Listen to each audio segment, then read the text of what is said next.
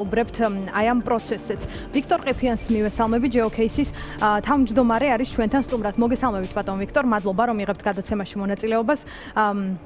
შევაფასოთ და ამ თემით დავიწყოთ საუბარი. 17 ქვეყნის გაფრთხილება, რა ტიპის გაფრთხილებაა და რა ტიპის გადაწყვეტილებისთვის ემზადებიან ევროპულ სახელმწიფოებში. თქვენ როგორ ფიქრობთ, რა იკითხება მათ განცხადებაში, რომელსაც 17 სახელმწიფო აწერს ხელს? 17 სახელმწიფოს მიერ ხელმოწერილი განცხადება, რას ნიშნავს პრაქტიკულად ეს ჩვენთვის.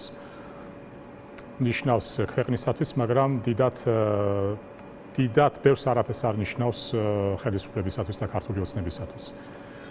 ჩემი აზრით, ქართულმა ოცნებამ უკვე კარგ ახსნის წინ ყოველ შემთხვევაში გარკვეულმა ბირთვმა, რომელიც ყოველთვის არ არის ასოცირებული პარტიასთან, ეს არის პარტიის და პარტიის მიღმა გარკვეული გავლენებისნაირთი. დიდი ხნის წინ მიიღო კონკრეტული გადაწყვეტილება და ეს კონკრეტული გადაწყვეტილება ხორციელდება ძალიან თანმიმდევრულად, სწორედ ის თუნდაც ის განცხადება, რომელიც თქვენ აღნიშნეთ. სხვა მეტი არაფერი არ არის თუ არა დამხმარე მასალა ქართული ოცნების ალა სხვა გავლენათა სფერო წრეებისათვის, რომ თავიანთი ნარატივი, ეს დეზინფორმაციული ომი, რასაც ისინი აწარმოებენ საკუთარ ამომრჩეველზე, მათ შორის მათი ტვინების აღრევით და ასევე საქართველოს საზოგადოებაზე გამოიყენონ მეტად ოსტატურად და მეტად მოხდენილად საკუთარი მიზნებისთვის. მოდით ესე ვთქვათ, ესე იგი, ქვეყნის გადმოსახედიდან ეს არის ქვეყნის იმიჯის და რეპუტაციის შელახვა, თავისთავად ცხადია, ჩვენ რამდენიც არ უნდა ვიძახოთ, რომ ხელისუფლება ცალკე არის და ქართული საზოგადოება ცალკე, საერთაშორისო საზოგადოების საქმეში მაინც ეს ბმა ამ ორ მდგენელს შორის არის მეტად აშკარა.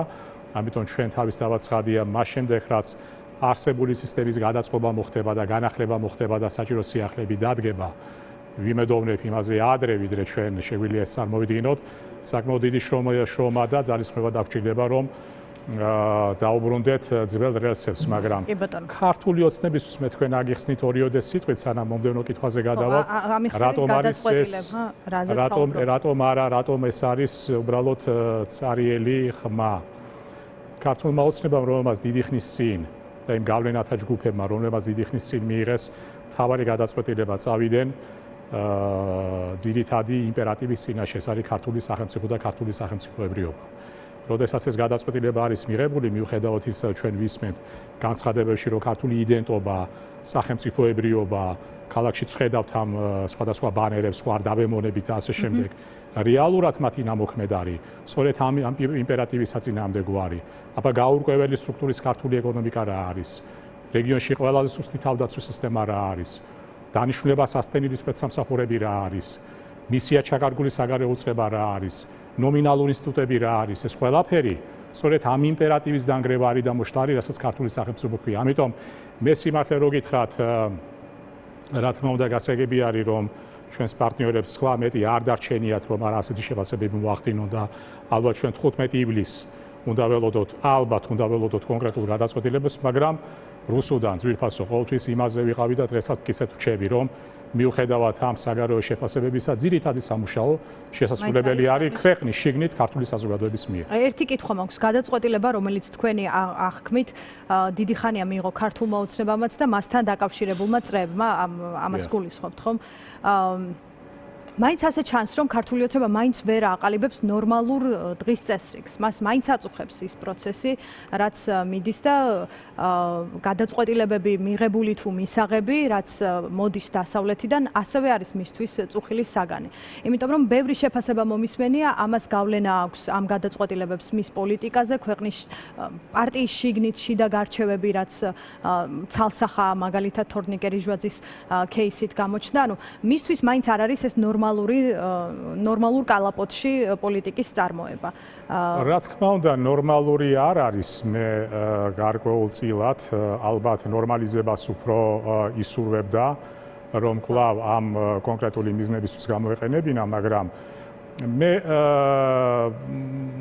მოგზალებულად არ დავეთანხმებოდი იმ აზრს, რომ ეს მათთვის სრული დისკომფორტის შემქმნელი არის, ვინაიდან მგონია, რომ აი ამას წინაც თქვი ერთ-ერთ ეთერში, რომ ეს პოლიტიკა ანტიევროპული, ანტიდასავლური, ან დასავლეთის ჩახსნის საქართველოსდან, ან საქართველოს ჩახსნის დასავლეთიდან წარმოებს აბსოლუტურად გამიზნულად. მე კიდევ ერთხელ ვიმეორებ, არ მტოვებს განცდა, რომ ეს რიტორიკა საბოლოო ჯამში უნდა დაგვირგვინდეს მეტად კონკრეტულ გადაწყვეტილებაში ან გადაწყვეტილებებში. ამიტომ ჩვენ მე მაინც მოვუწოდებ ჩვენ მსმენელს, რომ რეალისტურად შევხედოთ, ეს არ არის კომპეტენციის არქონა, ეს არ არის უნებლიე შეცდომები, ეს არ არის რაღაც ისე ინფანტილური გადაცდომები, ეს არის გარკვეული ბიფურკაციის წერტილის შემდეგ, ეს არის აბსოლუტურად გამიზნული პოლიტიკა და ჩვენ ამას ვხედავთ ყოველდღიურად. აი თქვენ ერთ-ერთ ბოლო ეთერში ჩვენთან და როგორც მახსოვს ჩემთან ბოლოს ამბობდით, რომ 3+3 ფორმატი შესაძლოა იყოს ის გზა, საიდკენაც მიდის ქართული ოცნება. ჯერჯერობით ეს არის 3+2, მაგრამ ყოველ შემთხვევაში ჩვენ რა თქმა უნდა სხვადასხვა ინიციატივების სახით ახლა ჩვენ 3+3 ვახსენეთ თუ 3+2, რა თქმა უნდა ამა თუ იმ პროექტმა და ინიციატივამ შეიძლება გარკვეული ტრანსფორმაცია განიცადოს მას შემდეგ, რაც რეგიონში სხვა სურათი ყალიბდება. შეიძლება ამ პლატფორმამ დაკარგოს თავისი აქტუალურობა, მაგრამ არსი სხვა რამეში მდგომარეობს, რომ თუ არა ეს პლატფორმა შეიძლება გამოიზემნოს სხვა პროექტები, სხვა ჭურჭელი, რომელშიც, აი როგორც ჩვენ თქვით, ეს ევრაზიული შინაარსის საშინაო და საგარეო პოლიტიკა კონკრეტულ ასაფას პოვებს. ამბობთ, რომ აქეთკენ მიღავს ქართულ ოცნებას პროცესი. შეიძლება ძალიან დიდი დისკომფორტის შემქმნელი არ იყოს დასავლური, ასე ვთქვათ, განწყობები თუ გადაწყვეტილებები, მაგრამ ამჩნევთ თუ არა, რომ ამ გზას მყარად მიყვება ყველა პარტიის შიგნით. შეიძლება ეს ერთმა კაცმა გადაწყვიტა და არიან, რა თქმა უნდა, ამ გადაწყვეტილების შემსრულებლები, მაგრამ ჩვენ რასაც ვაკვირდებით, არ ვიცი, დარწმუნებულია ყველა თქვენი აზრით პარტიაში, რომ ეს სწორი გზაა და ასე. ვერ გეტყვით, მე ქართული ოცნების მესვეურებთან მე არ მაქვს კომუნიკაცია, რომ ყარი პასუხი ჩამოვიღალიბოთ, მაგრამ ერთი კითხვა, რაც ჩვენ აუცილებლად უნდა გავაჟღეროთ, რამდენად ქვეყნის შიგნით წყდება ავტონომიურად, ავტოპილოტის რეჟიმში საკითხები და ხომ არ არის ქვეყნის შიგნით მიმდინარე პროცესებზე რაიმე გარე ზეგავლენა. აი ეს კითხვა ალბათ არის დღეს უკვე არის აბსოლუტურად დროული და აბსოლუტურად დასაბუთებული. ახლა სასაკითხი არის პასუხის პოვნა რთული. სასაკითხი არის ჩვენ რო პასუხი ვყოვოთ ამ კითხვაზე დამაჯერებელი, რა თქმა უნდა, ბევრად უფრო დამაჯერებელი საფუძვლები უნდა გქონდეს, მაგრამ გარკვეული ინდიკატორები, გარკვეული მაჩვენებლები შეიძლება ჩვენ აბსოლუტურად საფუძვლიანად გვაფიქრებს, რომ გადაწყვეტილებათა მიღების ტვირთი უკეთ რო ვთქვათ, რამდენად სრულად არის მოქცეული ქვეყნის შიგნით და ხომ არ მონაწილეობს სხვა ძალები ხომ არ მონაწილეობენ ამ გადაწყვეტილებათა მიღებაში, იმიტომ რომ მე მრჩება ისეთი შტაბეშტილება რუსუდან, რომ ეხლა ჩვენ შეიძლება ძალიან ცოტა ოდნავ გავცდეთ კითხვას, ევრაზიულ კონტინენტზე მაინც მზადდება ნიადაგი გავლენათა სფეროების გადანაწილებისათვის. ძირითადი მოთამაშეები ემზადებიან იმ დროისათვის, როდესაც ახალი წონასწორობის წერტილი მოიძებნება, შესაბამისად ის გამყოფი ზოლი, რასაც ჩვენ ახალ რკინის კედელს ვეძახით, ხოლ რკინის ფარდას, მე არ გამოვრიცხავ, რომ ორივე ბანაკი, ეს იქნება რევიზიონისტული ბანაკი, რუსეთის მეთაურობით თუ დასავლური ბანაკი, იმ მომენტისთვის ცდილობს, რომ მათ როგორ გითხრათ, მათ მონაგარში რაც შეიძლება მეტი გავლენის სფერო იყოს, რაც შეიძლება მეტი გეოგრაფია მოექცეს. ამიტომაც მე კიდევ ერთხელ ვამბობ, რა თქმა უნდა, დასკვნებს ვერ გავაკეთებ კატეგორიულს, მაგრამ მე მრჩება შტაბეშტილება, რომ ხელწერა გარკვეულწილად, როდესაც ჩვენ ქვეყნის შიგნით ამ დეფორმაციაზე ვსაუბრობთ, ამ უგვანო საშინაო პოლიტიკას და შესაბამისად ამ საგარეო პოლიტიკის კუთხით, ამ მინიმუმ გულგრილობაზე, რასაც დასავლურ შეფასებებს მოყვება, შეიძლება კიდევ ერთხელ ვამბობ, მე ძალიან დიდი დაშვებით ვამბობ და კითხვის ნიშნით, აი ამ ხელწერის ერთ-ერთი შემადგენელი ნაწილი არის. ეხლა როცა თქვენ ამბობთ ასევე კომფორტზე და დისკომფორტზე, ჩვენ აუცილებლად ასევე ქართული ბიზნესი უნდა წარმოვაჩინოთ. ჩვენ მე აუცილებლად მინდა თქვენის ნებართვით მოკლეზე შევეხო ამ საკითხს. ქართული ბიზნესი, რომელიც დღეს ძალიან პირობითად ქართულ ბიზნესს შეიძლება ეწოდოს ქართული ბიზნესი, ვინაიდან ბიზნესი ეს არის ბიზნეს ოპერაციები, ბიზნეს კანონების გამოისობით და არა სიახლოვის, არა კარისკაცობით და არა ესე ვთქვათ ვინმეს გაღმერთებითა და მორჩილებით. რა თქმა უნდა, მე არ გამოვრიცხავ და მე ვიცნობ ძალიან კეთილსინდისიერ ბიზნესმენებს, მაგრამ ის ვითარება, რომელიც ჩვენ ქართულ ბიზნესში გვაქვს, რომლებიც ნეფსით უნებლიეთ ამ სისტემის მძევლებად იქცნენ, ალბათ ისინი ასევე გარკვეულწილად გააზრებას, აი კათარზის საჭიროებენ, რომ საკუთარ თავში ჩაიხედონ და ჩვენც ალბათ გარკვეულწილად მათ უნდა დავეხმაროთ. დახმარების ალბათ ერთ-ერთი ვარიანტი იქნება, როცა სიტუაცია, როცა ვითარება ქვეყანაში შეიცვლება და საჭირო ცვლილებები მოხდება, არა დევნა, არა საკუთრების უფლებაში შეზღუდვა, არა თქვათ ახალი ბიზნეს ელიტების შექმნა, არამედ თანაბარი კონკურენტუნარიანი პირობების შექმნა, რომ ბუნებრივი გადარჩევის გზით ის ბიზნესი, რომელსაც რეალურად ბიზნესი ქვია და ბიზნეს უნარები აქვს, გადარჩეს, გაძლიერდეს და განვითარდეს, ხოლო ის ბიზნესი, რასაც ხელოვნურად ძალით ბიზნესი ქვია, ბუნებრივია ჩამოშორდეს ბიზნეს ასპარეზს. კი ბატონო, მე მინდა სანქციებს დავუბრუნდეთ. ევროკავშირში საერთო გადაწყვეტილებას მართალია ორი ქვეყანა ჯერჯერობით ბლოკავს, თუმცა ამ თანხმობას არ საჭიროებს გადაწყვეტილება, რომელიც შეიძლება მიიღოს დიდმა ბრიტანეთმა, სადაც ფინანსური კაპიტალი აქვს დაბანდებული ბიძინა ივანიშვილს. როცა ჩვენ საუბრობთ მასზე, ბევრი მოსაზრებით ის მისი მთავარი ამოსავალი არის, რომ ასევე ფინანსური უსაფრთხოება ჰქონდეს გარანტირებული და უზრუნველყოფილი ამ მიმართულებით სტაბილურობა, შეიძლება თუ არა მისი პოლიტიკა შეცვალოს, თუ კი ბრიტანეთის მხრიდან ის დასანქცირდება. ან შესაძლოა თუ არა თუნდაც მხოლოდ საფრთხემ რომ დასანქცირდება,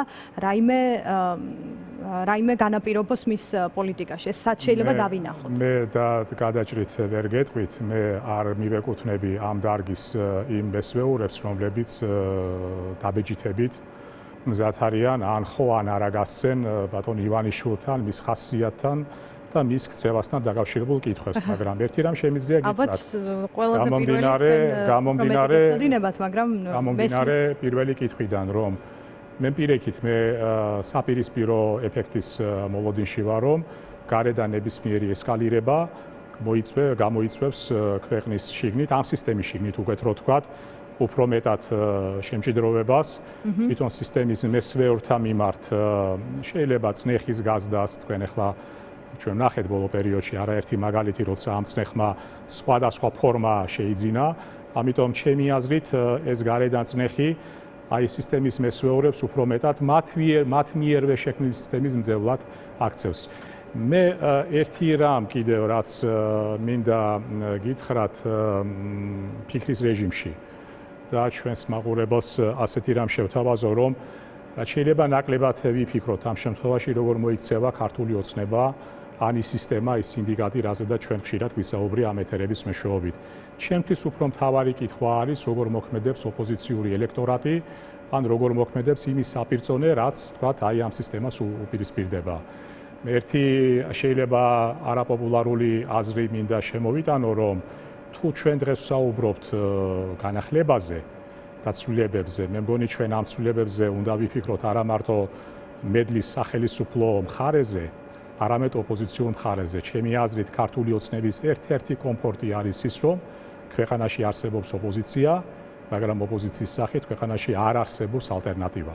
ალბათ დღეს უკვე დადგა ჯერი მას შემდეგ, რაც ჩვენ აბსოლუტურად დიდი მოთმინებით და გაგებით ვეკიდებოდით და გარკვეულწილად მორატორიუმი დაუწესეთ ჩვენ თავს და თვითცენზურა ოპოზიციის კრიტიკაზე და შეფასებაზე. ალბათ დღეს დადგა ჯერი, როდესაც ეს ჩანაცვლება სრულიად ხვალინდელი დღის პოლიტიკის ქმნაზე იყოს ორიენტირებული. ხვალინდელი დღის პოლიტიკის ქმნა ეს არის არაიმდენად დაყოფა დემოკრატიასა და ავტორიტარიზმს შორის, ავტოკრატიას შორის, არამედ რამ შეიძლება ქვეყანა გახადოს ტექნოლოგიურად მდგრადი, რამ შეიძლება ქვეყანა გახადოს ეკონომიკურად კონკურენტუნარიანი, ის ნარატივი, რომელშიც მოქცეული არის დღეს ძალაუფლება, ხელისუფლება და ოპოზიცია, რომ შენ-შემზე უარესი და ეს კიდე იმაზე უარესი, ჩემი აზრით ეს არ არის ის გზა, რომელიც ხვალინდელი პოლიტიკის ქმნას უკავშირდება. ალბათ ეს არის ყველაზე მთავარი ამოცანა რუსუდან, ეს კიდევ ერთხელ ვიმეორებ, რომ ასეთი კითხვის, ასეთი დასმა შეიძლება დარტყმის ქვეშ მაყენებდეს ორივე მხრიდან, მაგრამ დღეს ჩვენ მათ შორის ჯერი არის დისკუსია და თამამი დისკუსია გავხსნათ სწორედ ამაზე.